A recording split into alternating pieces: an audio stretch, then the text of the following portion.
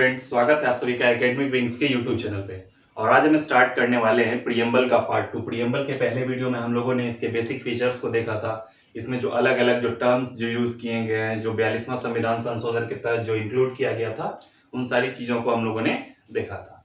आज हम पढ़ने वाले हैं कि क्या प्रीएम्बल जो है वो पार्ट ऑफ द कॉन्स्टिट्यूशन है, क्या ये हमारा जो ये प्रस्तावना जो है संविधान का, वो क्या संविधान का भाग है। तो आइए स्टार्ट करते हैं। Is preamble a part of constitution?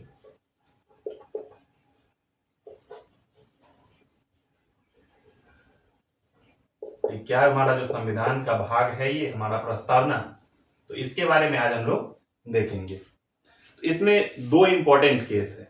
Supreme court में दो ऐसे मामले आए जिसके तहत इस मामले को सुलझाया गया, इस चीज को क्लैरिफाई किया गया। पहला जो था हमारा वो था Berubari union case. Berubari union case ये कब हुआ था? तो 1960 में हुआ था।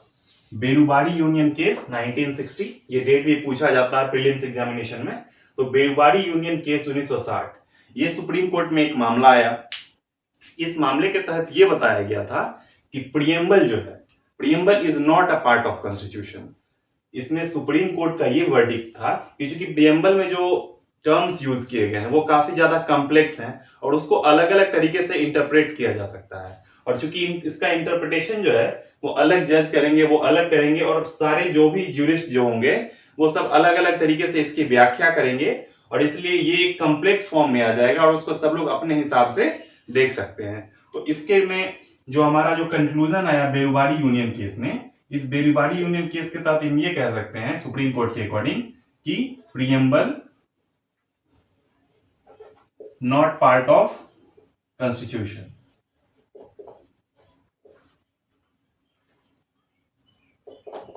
कॉन्स्टिट्यूशन का ये भाग नहीं है हमारा जो प्रीएम्बल है, हमारा जो प्रस्तावना है वो। लेकिन उसके बाद कुछ समय के बाद एक और केस आया, एक और दूसरा केस आता है। उस केस का नाम है, जो हिस्टोरिकल इंपॉर्टेंस उसका बहुत ज्यादा है, वो है केशवानंद। केशवानंद भारती केस। ये कब आया?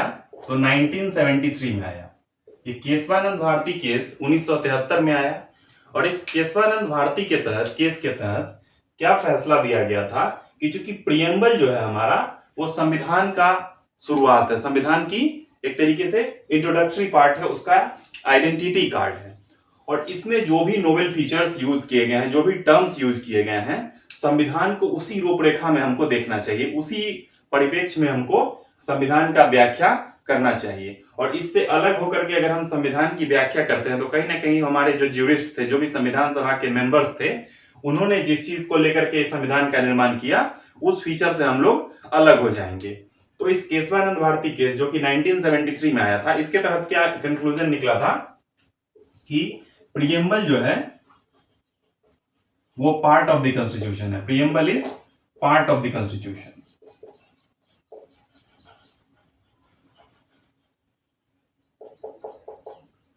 प्रीएम्बल हमारा संविधान का भाग है। तो इस दोनों केस को हम लोग काफी इंपॉर्टेंट मानते हैं, क्योंकि ये प्रीएम्बल का जो कहीं ना कहीं इसका जो कॉन्स्टिट्यूशनल वैलिडिटी है उसको शो करता है।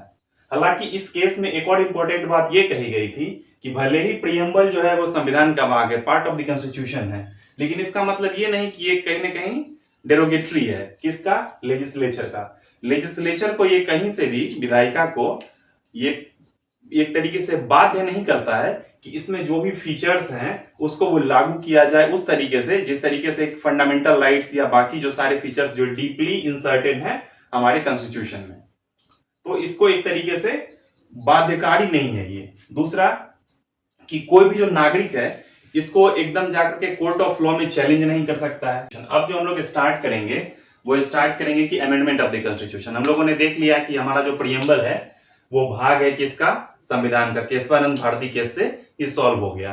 लेकिन क्या अब हम प्रीएम्बल को अमेंड कर सकते हैं जिस तरीके से हम लोग संविधान के दूसरे भागों को अमेंड कर सकते हैं? किस आर्टिकल के तहत अमेंड करते हैं हम लोग? तो आर्टिकल 368। ये जो आर्टिकल 368 है इसके तहत हम लोग अमेंडमेंट ऑफ द कॉन्स्टिट्यूशन को फॉलो करते हैं। ये क्वेश्चन भी डायरेक्ट पूछा जाता है कि कौन सा आर्टिकल अमेंडेबिलिटी से रिलेटेड है, तो आर्टिकल 368 रिलेटेड है। अब हम देखते हैं कि क्या हम प्रीएम्बल को अमेंड कर सकते हैं, क्या हम प्रीएम्बल को अमेंड कर सकते हैं, तो इस चीज को हम लोग देखते हैं। Amendment of the constitution.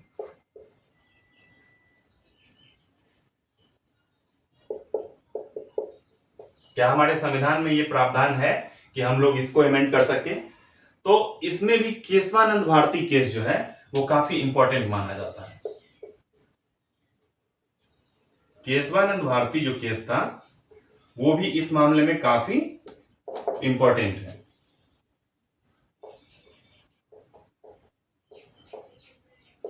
इस केशवानंद भारती केस के तहत सुप्रीम कोर्ट में यह वर्डिक्ट लाया गया कि चूंकि हम लोगों ने प्रीएम्बल को कॉन्स्टिट्यूशन का पार्ट माना है और प्रीएम्बल चूंकि कॉन्स्टिट्यूशन का पार्ट है तो like other parts it can also be amended. Kesavananda Bharati case के तहत हम लोग क्या कह सकते हैं कि प्रीएम्बल को भी हम लोग संशोधन कर सकते हैं, अमेंडमेंट कर सकते हैं, लेकिन उसमें एक एक्सेप्शन ये लगा दिया गया है, एक्सेप्ट किस चीज को छोड़कर कि अगर हम उसके बेसिक जो फीचर्स है उसको डिस्टर्ब ना करें।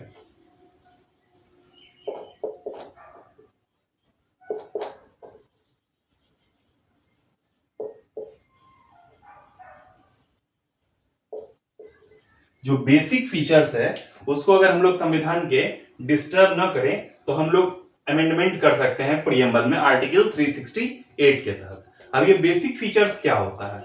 तो जैसे बेसिक फीचर्स में क्या होगा, फंडामेंटल राइट्स हो गए, इन चीजों को हम लोग अमेंड कर सकते हैं क्या? नहीं। जो हमारा स्टेट का जो नेचर है, जो हमारा भारत का जो नेचर है सेकुलरिज्म, उसको चेंज कर सकते हैं? बिल्कुल नहीं। सोशलिस्ट नेचर है, इस तरीके को चेंज कर सकते हैं? नहीं। तो ऐसे जो फीचर्स होते हैं, जिस तरीके से जो हमारे संविधान का जो स्वरूप ही बदल जाएगा, तो हम प्रीएम्बल के उस पार्ट को चेंज नहीं कर सकते और उसी को हम लोग बेसिक फीचर्स या फंडामेंटल फीचर्स के नाम से जानते हैं। और वैसे फीचर्स को हम लोग अमेंडमेंट के थ्रू नहीं बदल सकते हैं। तो ये था प्रीएम्बल में कि अमेंडमेंट हम लोग कर सकते हैं या नहीं कर सकते हैं। तो इस तरीके से हम लोगों ने प्रीएम्बल को दो पार्टों में खत्म किया। Thank you.